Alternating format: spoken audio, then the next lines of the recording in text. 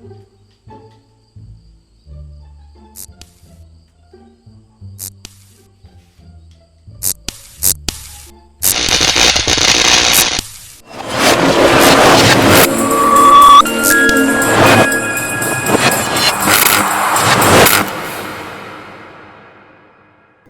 guys, welcome to another episode.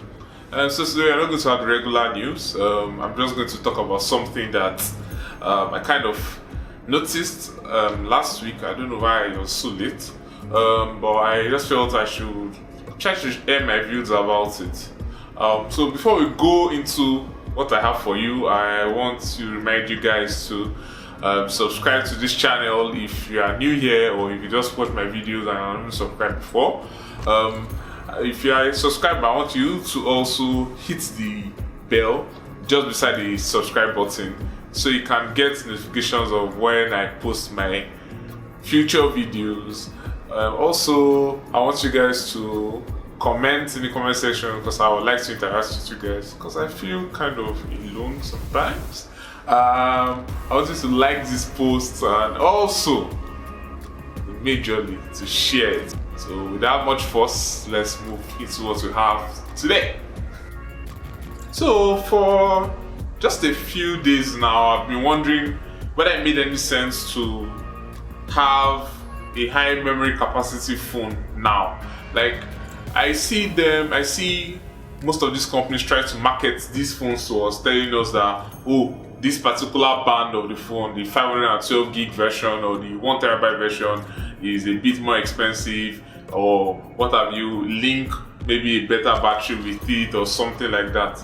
But at the end of the day, I've always tried to make myself understand why I would need such amount of memory on my phone when that's PC level, fam. That's like PC level. Some PCs are never up to 1 terabyte. But let us backtrack to our major bone of contention here, our phones. Do we actually need 512 gigs of memory? How much memory do you actually need on your phone? So there are several elements on our phones that require the memory of the phone, definitely. From our OS to the games we play, to our multimedia, to other applications that we install on the phone, social media, definitely. So I also do like a quick breakdown, a generic kind of breakdown. I'll max out on a lot of them just so that we know, okay, I've pushed it to the limits, and let's see what it will all come to. So first things first, we start with the OS. We know that every phone will come with an OS now, majorly the iOS or Android for Apple and any other Android kind of phone respectively. On an average, we have 15 gigs for the OS. I think last Android 10 version was 14 gig, while iOS 15 gigs. Last iOS I saw was 15 gig. So we say, okay, we've had that nailed down as the base of our calculation, 15 gigs for the OS. Now we'll move to multimedia. So as we go, we start to see a bit of variation. We're going to just have to work with some approximation because not everybody is the same thing. I'm SK, you are you. Okay, so for multimedia, we'll start with videos. A 1080p video at 60 frames per second is about 130 MB per minute. For the 4K, like some phones now we shoot 4K, we go as high as 400 megabytes per minute because it's about more than times 3 the size of a 1080p video. For video, I'm going to approximate that we'll be needing another 20 gig for videos because some people might be creators, some of you might just be, oh, I just like taking videos on my phone, and I'm going to push it. I told you I'm going to push it to the very limit. Okay, so we are going to devote 20 gigs of the phone memory to videos. So for photos, we have an average of 4 megabytes per picture, per photo.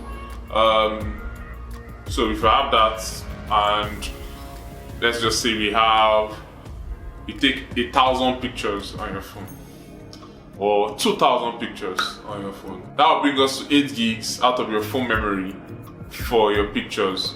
So we have 8 gigs for your pictures, 20 gigs for your videos. Keeping in mind that both iOS and Android provide cloud storage for us, which is free. We can upload our multimedia either automatically, like that backup, or you can just do it at intervals. Someone like me, because I do some quicker things. Okay, so we have that, and although it might be a bit expensive to run, because on the occasion that you might have to download some of your old files, especially video, and maybe you need it for something, because it will always have to try to download it. It can take a lot of data, bandwidth, and what have you. But I still advise people to switch those things on, because anything can happen at any time. You can just lose your phone can just get damaged, and you might not have access to your files any longer, and they can be very painful at that opportunity. So we have 15 gigs for your operating system, 28 gigs for your video and your photos. Let's move along. Now we come to games. So people have moved from gaming on consoles and PC to their mobiles now. So we're not talking about the regular Candy Crush and Subway Surfer guys. Those ones are not games, those ones are just game. So we have gamers. My favorite game is Alto's Adventure. It's not up to 100 megabytes. But we have people that play games like Asphalt that go way beyond a gig. PUBG, Fortnite on your mobile. And these games are power games. They take a lot of memory and they take a lot of power. One day we'll come to gaming, phone gaming, mobile phone gaming. So that's another topic for another day. But today we are just talking about the amount of storage that these games require. So let's just say you are just a medium, let's call it medium, but let's just say a medium weight gamer, a middleweight gamer, because I don't know what the extreme will be like. So let me just be safe and call it middleweight gamer. And you need about 15 gigs of your phone memory for just games, dedicated to games. Keeping in mind that I'm trying to be as extreme as I can. So let's just say 15 gigs, because I don't know how small 15 gigs, or 15 gigs of your phone memory for games. So you have 15 gigs for games, 28 gigs for multimedia, and another 15 gigs for your operating system. And let's move along. Which brings me to audio.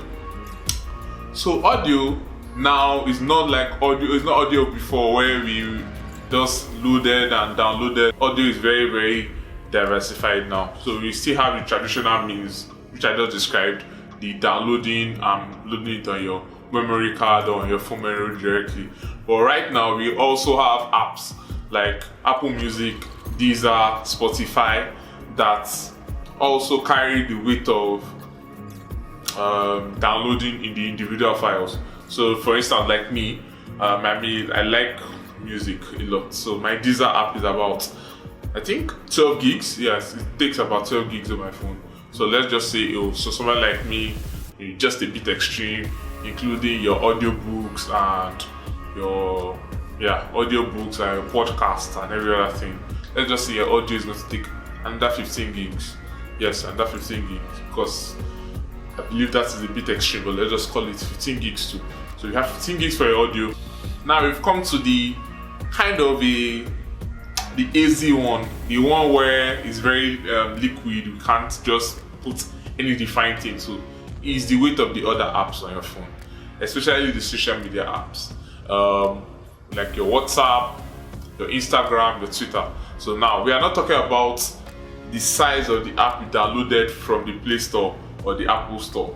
We are talking about the amount of storage these apps are responsible for on your phone.